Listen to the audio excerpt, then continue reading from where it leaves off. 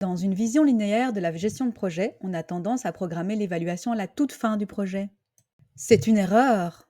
Bien sûr qu'il faut évaluer après le projet, mais il faut surtout évaluer avant le projet. Tout d'abord, si vous évaluez à la fin, mais que vous n'avez pas évalué au début, comment mesurez-vous l'impact de votre projet? Au pifomètre? Ah oui, oui, on a bien diminué la précarité dans le quartier. Enfin, je crois.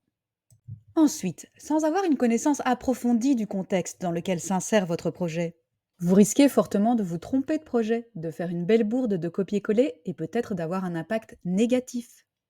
Finalement, pensons à toutes ces engueulades au sein d'équipes projet. Est-ce que si les attentes de chacun et du projet avaient été clarifiées dès le début, ça n'irait pas mieux? Le processus d'évaluation doit être implémenté au projet avant même son lancement. C'est la phase de diagnostic de la situation de départ. Pour tout projet, il est nécessaire de définir quels impacts on veut atteindre, ce qui apporte du sens au projet.